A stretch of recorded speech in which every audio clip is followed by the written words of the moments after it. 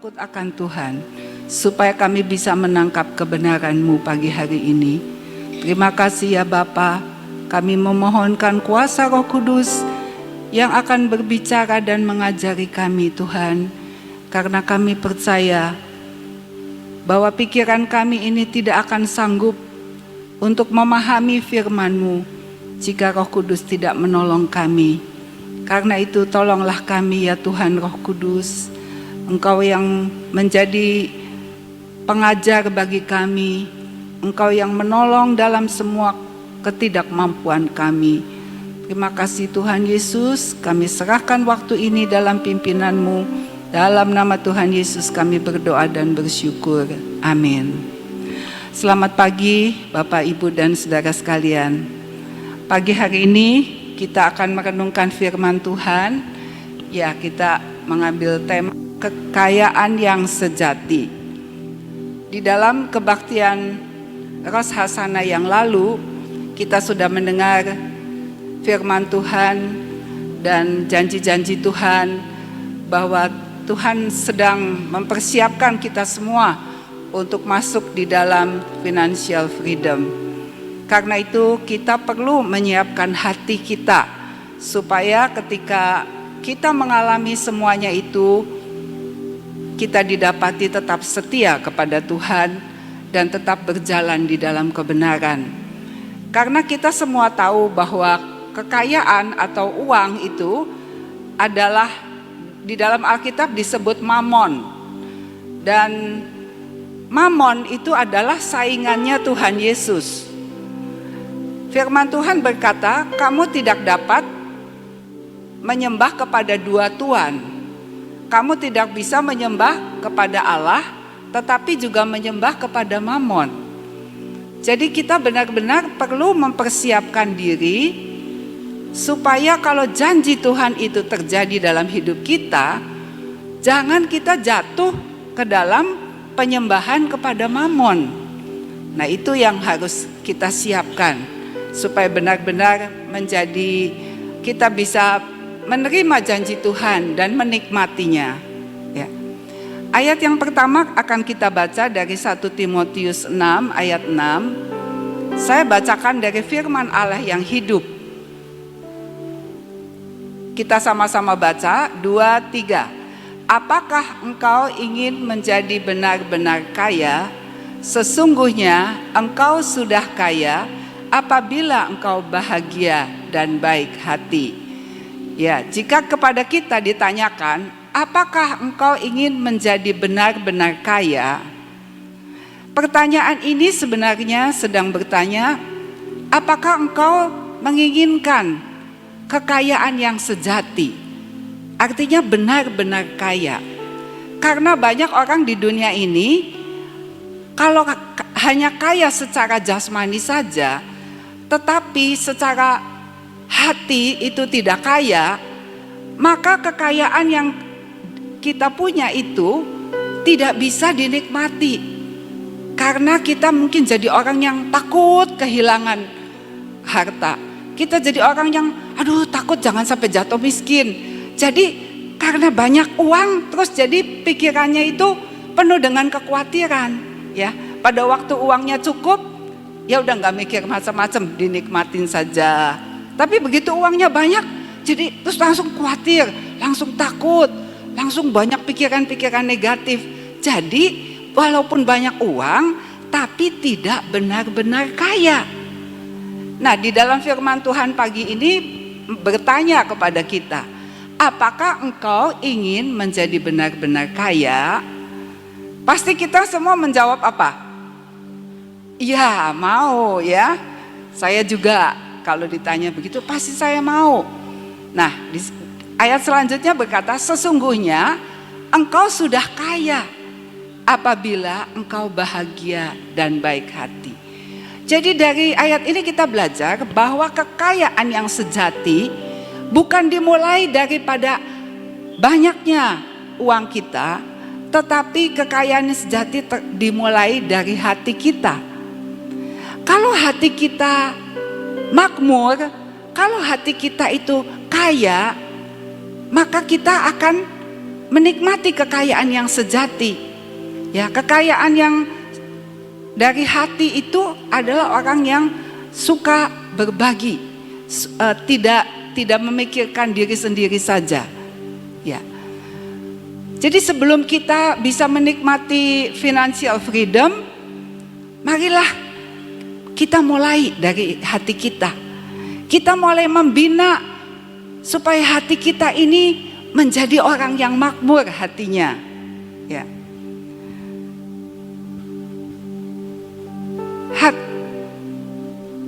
Kekayaan, jadi di dalam renungan kita saat ini kita mau merenungkan mengenai kekayaan yang sejati. Jadi kekayaan yang sesungguhnya bukan hanya dari harta saja, karena harta ini baru sebagian daripada kekayaan yang sejati. Tapi kekayaan yang sejati itu dimulai dari hati dan kemudian bisa di dalam kenyataan. Sehingga ketika berkat melimpah dalam hidup kita, kita bisa mengelola dengan baik. Dengan pertolongan Roh Kudus, kita boleh menjadi berkat buat orang lain. Itu bukan masalah jumlah, bukan masalah berapa yang bisa kita berikan, tetapi masalah apakah kita taat pada pimpinan Roh Kudus. Saat Roh Kudus menuntun kita untuk menjadi saluran berkat, apakah kita mau taat atau kita banyak pertimbangan sehingga akhirnya kita tidak taat. Ya. Jadi kekayaan yang sejati dimulai dari hati. Ketika hati kita bisa merasa cukup, kita bisa bersyukur atas berkat Tuhan, itu adalah kekayaan yang sejati. Karena ketika kita bisa bersyukur, hati kita kan bahagia. Dan ayat tadi di dalam 1 Timotius 6 ayat 6 berkata, sesungguhnya engkau sudah kaya kalau engkau bahagia dan baik hati. Jadi dimulai dari hati. Hati yang bersyukur, hati yang merasa cukup dengan segala yang Tuhan berikan, itu adalah kekayaan yang sejati. Kekayaan yang sesungguhnya. Kekayaan yang bukan dinikmati di dunia ini saja, tetapi sampai kepada hidup yang kekal. Ya. Kekayaan yang sejati adalah ketika hati kita bisa mengelola ketika punya banyak. Ya. Ketika punya banyak, kita dipimpin Roh Kudus, ini untuk apa, untuk apa. Dan kita selalu bertanya kepada Tuhan, minta pimpinan Tuhan, dan tetap rajin melakukan tugas dan kewajiban. Ya. Karena ada orang yang kalau sudah banyak uang, terus jadi malas, terus jadi nggak mau kerja dan berkata, uang saya kan sudah banyak, jadi ya saya jalan-jalan aja, tumpang kaki, ongkang-ongkang. Ya, tetapi kekayaannya sejati ketika kita bisa mengelola dan kita tetap melakukan tugas-tugas kita. Kekayaan yang sejati adalah kita bisa mengatur ketika kita punya sedikit. Ya, ketika kita punya sedikit, kita punya hikmat bagaimana mengelola yang sedikit itu dengan tidak mengomel. Ya, karena kita manusia itu kan dagingnya suka cenderung marah-marah, ngomel, kenapa begini, kenapa begitu. Ya, kita belajar untuk tidak merasa kurang. Ketika kita uang sedikit, jangan merasa, aduh saya kok menderita ya seperti ini. Terus kita mengeluh, terus kita membanding-bandingkan diri sama orang lain. Orang lain kok enak ya, saya kok begini. Kenapa ini Tuhan kok seperti ini terhadap saya. Ya, jangan begitu, jangan menderita. Tetapi kalau ada sedikit, nikmati sedikit. Ya, kalau ada banyak, ya silakan dinikmati dengan pertolongan Tuhan. Kekayaan yang sejati adalah ketika kita bisa berbagi kepada sesama kita dengan pertolongan Roh Kudus. Karena Roh Kudus itu seperti air yang mengalir, yang menuntun kehidupan kita kemana yang Tuhan mau. Kekayaan yang sejati adalah ketika kita tidak terikat kepada mamon. Dan kita harus terus sadar bahwa mamon itu adalah saingannya Tuhan Yesus. Kalau hati kita sudah mulai melekat kepada kekayaan kita, melekat kepada mamon, ingat bahwa kita sedang menyakitkan hati Tuhan Yesus. Dan itu harus terus diingatkan ya saudara. Karena kita sebagai manusia itu kalau punya banyak, ya pasti mau gak mau hatinya itu ke situ ya. Kan ada firman juga yang berkata, di mana hartamu berada, di situ hatimu berada. Jadi kalau uang kita ada di deposito, ya hati kita bisa ke bawah ke deposito. Kalau hati kita ada di dalam dompet kita, ya kita mikirin dompet saya jangan sampai hilang gitu ya. Saya ingat kesaksian seorang hamba Tuhan. Dia itu diberi emas oleh jemaatnya. Jadi dia bersyukur dikasih emas. Yang emas itu kira-kira harganya 50 jutaan gitu beberapa gram. Udah gitu, karena dia di rumahnya nggak punya lemari yang pakai kunci, karena hamba Tuhan ini hidupnya sederhana gitu, maksudnya ya dia nggak punya banyak, jadi ya nggak punya lemari yang dikunci, semua lemari terbuka, isinya semua pakaian, buku dan sebagainya. Jadi karena nggak punya lemari yang dikunci, dia bawa terus di tasnya gitu. Pelayanan ke sana dibawa, pelayanan ke sini dibawa. Jadi sejak ada emas di tasnya itu, dia kalau khotbah sebentar-sebentar melirik ke tasnya. Tas saya masih ada nggak ya? Tas saya masih tertutup nggak? Siapa tahu ada yang buka dan nanti ada yang ngambil gitu. Jadi dia selama pelayanan tuh hatinya nggak bisa full dalam pelayanan. Karena sebentar-sebentar ingat tas saya ada di mana ya? Gitu, di tas saya ada emas. Dan selama beberapa waktu hamba Tuhan ini merasa terganggu gitu dengan kejadian itu. Jadi dia pikir, aduh Tuhan tolong saya nih, kalau pelayanan gak bisa fokus, udahlah dijual aja.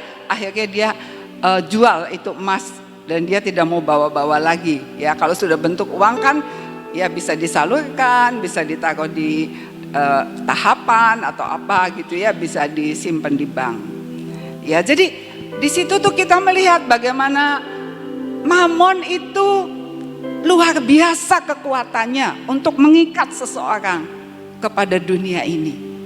Karena itu benar-benar kalau kita diberikan janji financial freedom, benar-benar kita harus berdoa, banyak berdoa supaya nanti kalau berkat itu datang kita jangan sampai jatuh ya, tetapi kita bisa menjadi saluran berkat. Kita belajar dari seorang tokoh Alkitab yang bernama Yusuf. Di dalam Kejadian 39 ayat 2, di dalam bahasa King James Version ini tertulis seperti yang bisa kita baca, and the Lord was with Joseph, and he was a prosperous man, and he was in the house of his master the Egyptian. Jadi di sini dikatakan Tuhan itu menyertai Yusuf dan dia adalah seorang yang makmur. Jadi di rumah Potifar, Yusuf itu kan bekerja sebagai budak. Dia budak belian. Tetapi firman Tuhan berkata, dia seorang yang makmur. Padahal dia budak loh. Dia nggak punya apa-apa. Makan juga dikasih makan sama Potifar, baju juga disediain. Tapi firman Tuhan berkata dia seorang yang makmur. Jadi di sini kita belajar lagi bahwa kemakmuran, kekayaan yang sesungguhnya dimulai dari hati kita. Kita lihat Yusuf itu seorang yang makmur karena dia memperhatikan orang lain. Dia tidak hanya memikirkan diri sendiri saja. Pada waktu dia di rumah Potifar, dia bekerja dengan baik, dengan sungguh-sungguh sampai karirnya itu bisa naik dari budak belian sampai bisa tinggal di rumah Potifar. Itu benar-benar sebuah kepercayaan yang terus ditambahkan dalam kehidupannya. Dan ketika dia terjebak dengan istri Potifar, dia harus masuk ke penjara. Di penjara pun Yusuf seorang yang makmur. Dia memperhatikan apa yang menjadi kebutuhan daripada tiap-tiap orang yang ada di penjara itu. Bahkan kepala penjara memberikan kepercayaan untuk bisa mengurus semua urusan-urusan yang ada di penjara. Dan ketika juru makanan dan juru minuman raja pada waktu itu masuk di dalam penjara, karena raja merasa curiga dengan mereka berdua. Mereka suatu hari mukanya sedih. Dan Yusuf yang mempunyai hati yang makmur, itu memperhatikan, kenapa muka kamu kok sedih? Ya, itu tanda bahwa Yusuf tuh hatinya makmur. Dia nggak mikirin diri sendiri. Dia kan bisa berpikir, saya juga di sini seorang narapidana, peduli amat mau orang lain susah, mau orang lain ada masalah, saya sendiri juga banyak masalah. Saya juga habis di fitnah. Dia bisa berpikir gitu, tapi dia tidak. Yusuf dengan hatinya yang penuh kekayaan yang sesungguhnya, dia memperhatikan dan mau melayani, mau memberikan nasihat, mau memberikan apa yang dia punya. Dia dapat hikmat dari Tuhan mengenai arti mimpi, itu yang dia berikan kepada narapidana. Ya, jadi di sini kita belajar, sebelum kita bisa mengelola kekayaan yang sesungguhnya, kekayaan yang ada di dunia ini, kekayaan yang tidak kita bisa bawa pulang, sebelum kekayaan itu kita terima, kita harus punya kekayaan yang di dalam kita dulu. Seperti Yusuf, dia akhirnya bisa menjadi saluran berkat ketika sudah menjadi raja. Dia bisa menyalurkan gandum kepada orang yang membutuhkannya. Karena apa? Karena dia punya hati yang makmur. Dia bukan hanya melayani orang Mesir saja, tapi orang-orang di luar Mesir pun yang datang ke Mesir itu boleh mendapatkan gandum. Jadi kita di sini sungguh-sungguh belajar dari Yusuf. Bagaimana kita bisa jadi berkat, dan kekayaan yang Tuhan berikan itu tidak akan tercecer dengan sia-sia. Tidak akan tercecer oleh hawa nafsu, keinginan, dan hal-hal yang tidak ada di dalam kehendak Tuhan. Ayat yang selanjutnya di dalam Yesaya 33 ayat 6, kita baca sama-sama. 2, 3. Masa keamanan akan tiba bagimu. Kekayaan yang menyelamatkan ialah hikmat dan pengetahuan. Takut akan Tuhan itulah harta benda Sion. Ya. Firman Tuhan berkata, masa keamanan akan tiba bagimu. Artinya kita tidak akan terus susah, ya enggak? Kita tidak akan terus bergumul. Tapi ada waktunya. Masa keamanan itu akan tiba bagi saudara dan saya. Tapi perhatikan, kekayaan yang menyelamatkan apa? Ya, jadi ayat ini tidak berkata kekayaan yang menyelamatkan ialah uang yang banyak. Tidak. Bahkan di dalam Injil Matius itu dikatakan, dalam kisah ada orang kaya itu yang minta bagi waris, itu barusan ingat. Yang Tuhan tolong bilangin tuh saudara saya supaya berbagi waris. Nah, terus Tuhan bilang gini, hidupmu itu tidak tergantung daripada kekayaanmu. Jadi hidup kita ini tidak tergantung daripada yang ada di harta saja, ya. Tetapi firman Tuhan ini mengatakan kekayaan yang menyelamatkan ialah hikmat, pengetahuan, dan takut akan Tuhan. Hikmat dan pengetahuan itu ada di mana? ada di dalam diri kita kan, ada di pikiran, ada di hati. Jadi kekayaan yang sesungguhnya harus dimulai dulu dari cara berpikir kita, daripada pengetahuan kita akan kehendak Tuhan. Tuhan maunya apa kalau kita diberi kekayaan? Nah, pengertian itu adalah kekayaan yang bisa menyelamatkan.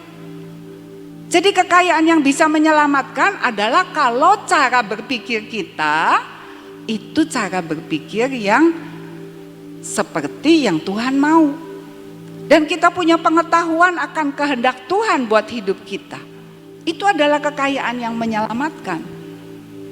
Lalu dikatakan takut akan Tuhan, itulah harta benda Sion. Jadi awal daripada hikmat, awal daripada pengetahuan adalah takut akan Tuhan. Itu ada di Amsal ya. Takut akan Tuhan adalah permulaan hikmat. Jadi kita mesti mengawali hidup kita, kalau kita mau dipercayakan dengan kekayaan yang sejati, mengawali hidup kita dengan takut akan Tuhan. Sebab dengan takut akan Tuhan, kita bisa punya hikmat, kita bisa punya pengetahuan, dan itulah kekayaan yang ada di dalam kita, kekayaan yang sejati. Tuhan itu memberikan gambaran kalau hikmat dan pengetahuan itu seperti keranjang, seperti wadah, di mana Tuhan akan mencurahkan berkat-Nya. Kita bisa punya wadah yang kokoh, wadah yang kuat, wadah yang tidak akan membuat berkat itu jadi berantakan. Karena itu mari kita mengawali janji-janji, menyongsong janji Tuhan buat hidup kita, mengawali dengan hikmat dan pengetahuan terlebih dahulu. Dengan hati yang makmur, yang mau memikirkan orang lain, yang mau jadi berkat sesuai dengan pimpinan Roh Kudus. Sehingga nanti waktunya tiba, kita bisa menjadi saluran berkat.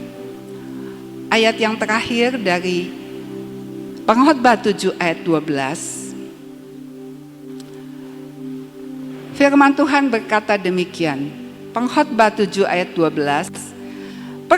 Karena perlindungan hikmat adalah seperti perlindungan uang. Dan beruntunglah yang mengetahui bahwa hikmat memelihara hidup pemilik-pemiliknya. Sekali lagi ya, kita baca bareng-bareng. 2, 3. Karena perlindungan hikmat adalah seperti perlindungan uang. Dan beruntunglah yang mengetahui bahwa hikmat memelihara hidup pemilik-pemiliknya. Ya. Jadi firman Tuhan ini berkata kalau kita punya hikmat, maka dengan adanya hikmat itu seperti kita tuh seperti punya uang. Ya. Karena kita kan kalau punya uang mau beli ini bisa, mau pergi ke sana bisa, mau berbuat apapun bisa. Dan firman Tuhan bilang kalau kamu punya hikmat, nanti hidup kamu tuh seperti ada perlindungan yang menjaga kamu. Dan beruntunglah bahwa yang mengetahui, jadi tidak semua orang bisa beruntung ya.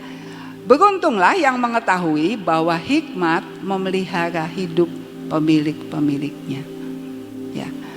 Hikmat adalah ketika kita mengerti cara berpikirnya Tuhan, cara pandangnya Tuhan. Seperti kita sedang menghadapi kekurangan misalnya.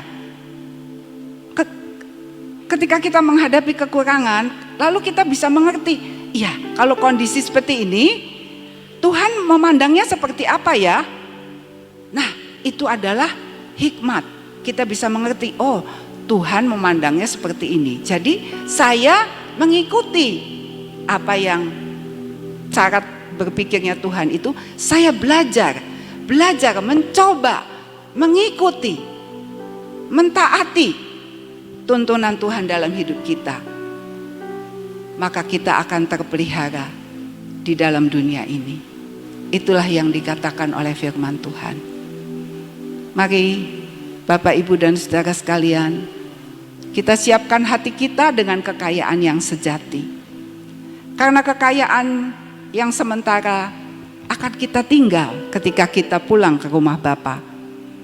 Tetapi kekayaan yang sejati yang ada di hati, yang ada di pikiran kita, itulah yang akan kita bawa pulang. Cara berpikir yang benar, hikmat, itu tidak akan kita tinggalkan. Itu akan kita bawa pulang. Tapi dapat kita transferkan kepada sesama kita. Karena itu mari kita mengejar terlebih dahulu kekayaan yang sejati. Sehingga saat kekayaan yang sementara itu kita terima, kita bisa melakukannya sesuai kehendak Tuhan. Dan kita tidak menyembah kepada mamon. Amin. Bapa yang ada di surga, kami bersyukur untuk kasih setia-Mu dalam hidup kami. Sekalipun kami kadang-kadang harus melewati lembah-lembah kekelaman dalam hidup kami, tetapi Engkau berjanji, sekali-kali aku tidak akan meninggalkan Engkau. Sekali-kali aku tidak akan membiarkan Engkau. Tuhan adalah penolongku, sebab itu aku tidak takut. Apakah yang dapat dilakukan manusia terhadap aku? Biarlah firman Tuhan terus bergema dalam hidup kami, Tuhan. Kami bersyukur karena firman-Mu berkata, janganlah takut sebab aku menyertai engkau. Janganlah bimbang sebab aku adalah Allah-Mu. Aku akan meneguhkan engkau, bahkan akan menolong engkau. Aku akan memegang engkau dengan tangan kananku yang membawa kemenangan. Terima kasih Bapa, kalau Engkau mendidik kami supaya kami tidak menjadi anak-anak gampang, tetapi kami boleh menjadi anak-anak yang menghormati Engkau sebagai Bapa kami. Tuhan, biarlah waktu-waktu ini Engkau siapkan hati kami dengan kekayaan yang sejati.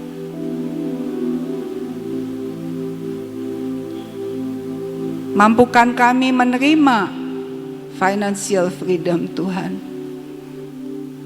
Sehingga ketika berkat Tuhan tercurah dengan limpah atas hidup kami, kami tetap setia kepadamu.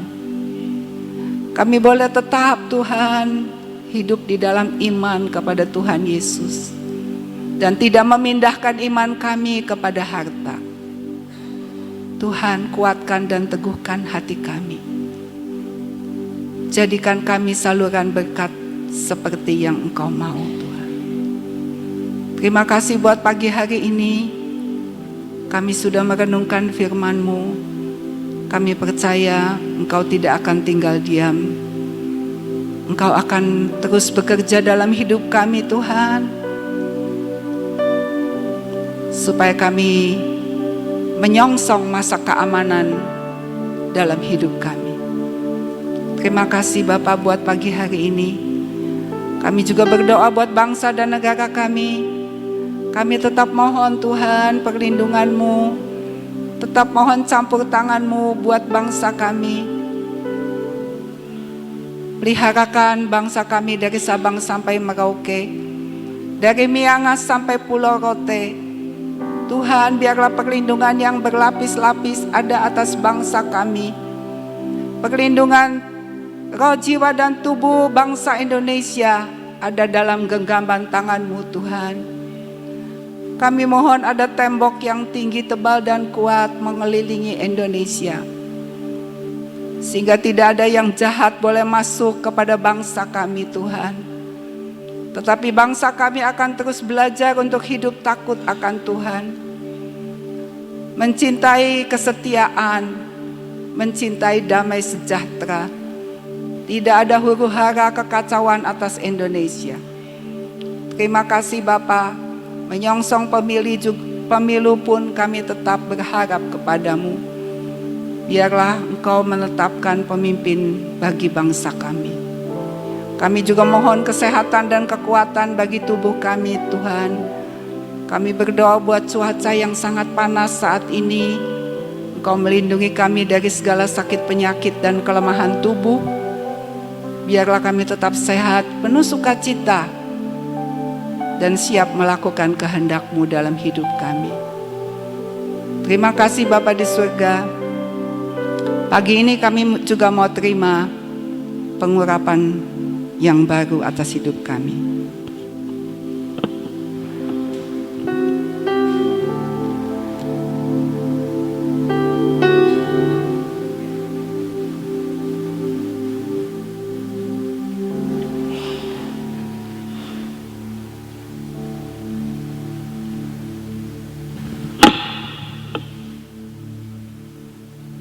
Bapa, saat ini kami mau terima pengurapan yang baru turun atas kami Tuhan. Kami berdoa biarlah pikiran kami dikuasai oleh Roh Kudus, dikuasai oleh kebenaran firman-Mu Tuhan, sehingga pikiran kami tidak memikirkan yang negatif, yang sia-sia, pikiran yang tidak baik menyingkir. Biarlah kami selalu memikirkan yang baik, yang manis, yang mulia, yang sedap didengar, selalu ada dalam hidup kami. Kami berdoa Tuhan, biar mata kami selalu memandang dengan cara pandang yang baik, cara pandang Tuhan atas kami. Juga kami mengucapkan kata-kata yang membangkitkan iman dan menghidupkan jiwa-jiwa, membawa firman kehidupan di dalam seharian kami. Telinga kami juga Tuhan Kau berikan filter sehingga kami tidak mendengarkan yang bukan daripada-Mu. Hati kami juga Tuhan, jagai Tuhan. Kami mau terima kekayaan yang sejati turun di dalam hati kami. Seperti Yusuf Tuhan, jadi saluran berkat pada waktunya. Siapkan hati kami juga punya kekayaan yang sesungguhnya yang berasal daripada-Mu. Tangan kami juga kami urapi Tuhan. Biar pekerjaan kami hari ini kami kerjakan dengan pertolongan daripada-Mu. Terima kasih berkat-berkat sudah Kau sediakan. Dengan tangan kami bekerja hari ini, berkat akan mengalir atas kami. Juga kaki kami Tuhan diurapi supaya hari ini kami berjalan bersama dengan Engkau.